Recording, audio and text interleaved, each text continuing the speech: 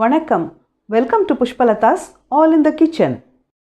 வாங்க, கிராமத்து ஸ்டைலில் தட்டைப்பயிறு குழம்பு, அதாவது காராமணி குழம்பு எப்படி வைக்கிறதுன்னு பார்க்கலாம். அதுக்கு முன்னாடி நீங்கள் இன்னும் இந்த சேனலை சப்ஸ்கிரைப் பண்ணலைன்னா கீழே இருக்கிற சப்ஸ்கிரைப் அப்படிங்கிற எழுத்தை அழுத்தி சப்ஸ்கிரைப் பண்ணிக்கோங்க. பக்கத்துலேயே ஒரு மணி தெரியும், அந்த மணியும் ஒரு வாட்டி அழுத்தி விட்டுடுங்க. நான் எப்பெல்லாம் புதுசாக வீடியோ போட்டாலும் உங்களுக்கு உடனுக்குடன் தெரிய வரும். முதல்ல இந்த காஞ்ச தட்டைப்பயிறு நமக்கு ஸ்டோர்லலாம் கிடைக்கும் இல்லைங்களா, இந்த காஞ்ச தட்டைப்பயிரை எடுத்து நான் ஒரு கப் எடுத்துக்கிறேன். இந்த தட்டைப்பயிரை தண்ணியில் ஒரு 3 மணி நேரம் ஊற வச்சுக்கலாம். இப்போ மண் சட்டியில் தண்ணி ஊற்றி நான் சூடு பண்ணுறேன். சூடானதுக்கப்புறமா ஊற வச்சுருக்கிற இந்த பயிரை உள்ளே போட்டு வேக வைக்கலாம். நீங்கள் குக்கரில் கூட ஒரு 3 விசில் விட்டு எடுத்துக்கலாம். நான் சட்டியில் அப்படியே வேக வைக்கிறேன். இப்படியே வேக வச்சாலும் அது ஒரு 5லேருந்து 6 நிமிஷத்துக்குள்ளேயுமே வெந்துருங்க. இல்லை மேக்ஸிமம் 8 நிமிஷம் ஆகும், அதுக்கு மேலே ஆகாது. நீங்கள் குக்கரில் வச்சாலும் அதே டைமு தான் ஆகும். தேவையான அளவுக்கு உப்பு சேர்த்துக்கலாம்.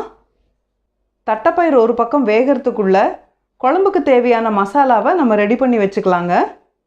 குழம்புக்கு தேவையான மசாலாவை வதக்கணுங்க. அதுக்கும் நான் ஒரு மண் சட்டி தான் எடுத்து வச்சுருக்கேன். இந்த மண் சட்டி லேசாக சூடானதுக்கப்புறமா 1 ஸ்பூன் எண்ணெய் ஊற்றணும். அதில் சின்ன வெங்காயம், ஒரு கைப்பிடி அளவுக்கு சின்ன வெங்காயம் எடுத்துக்கோங்க. இல்லை உங்கள் குழம்புக்கு எவ்வளோ வேணுமோ அதுக்கு தகுந்த மாதிரி ஜாஸ்தியாகவோ கம்மியாகவோ எடுத்துக்கலாம். இப்போ நான் ஒரு 10-15 வெங்காயம் எடுத்திருக்கேன். இதை ரொம்ப பெருசாக இருந்தானா கட் பண்ணி போட்டுக்கலாம்.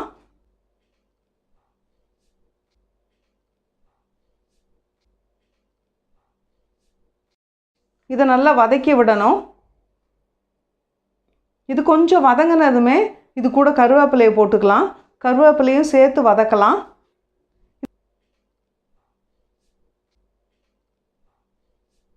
வெங்காயம் பாதி வதங்கினதுமே ஒரு ஓரமாக தள்ளி வச்சிடலாம். இந்த சூட்லேயே அது மறுபடியும் வதங்கிட்டே இருக்கட்டும். அதுக்குள்ளே மிளகு ஒரு 1/4 டீஸ்பூன் போடணும்.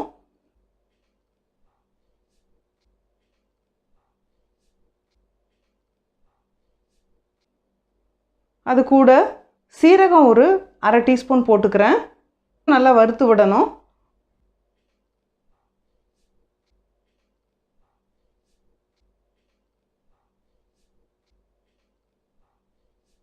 லைட்டாக சீரகம் வாசனை வந்ததுமே பொடிகள் எல்லாம் சேர்த்துடலாம்.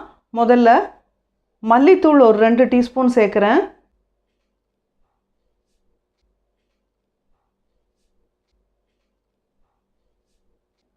ஒரு 1/2 டீஸ்பூன் மிளகாத்தூள்,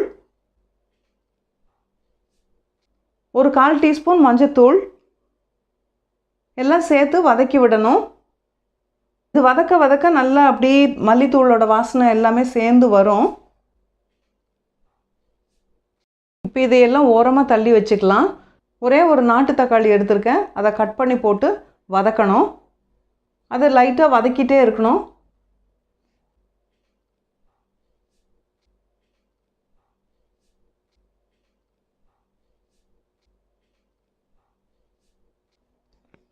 தக்காளி கொஞ்சம் வதங்கினதுமே கொஞ்சோண்டு தேங்காய் சேர்த்து லேசாக வதக்கி விடணும்.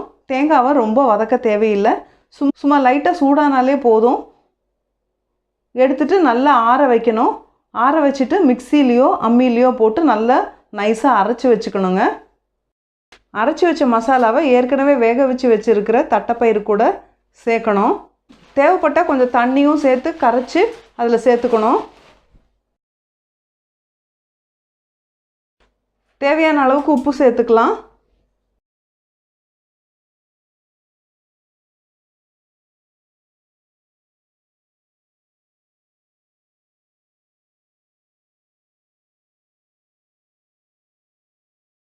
குழம்பெல்லாம் நல்லா கொதித்து அந்த பச்சை வாசனை எல்லாம் போனதுக்கப்புறமா ஒரு சின்ன நெல்லிக்காய் அளவுக்கு புளியை நல்லா ஊற போட்டு வச்சுருந்து அதை கரைச்சி இதில் ஊற்றணும்.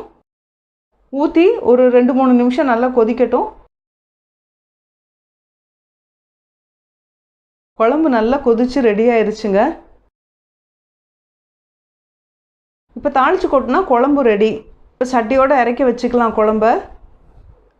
இப்போ நான் ஒரு இரும்பு கரண்டியில் கடுகு கருவேப்பிலை தாளிச்சிருக்கேன், அதை இது கூட சேர்த்துக்கலாம்.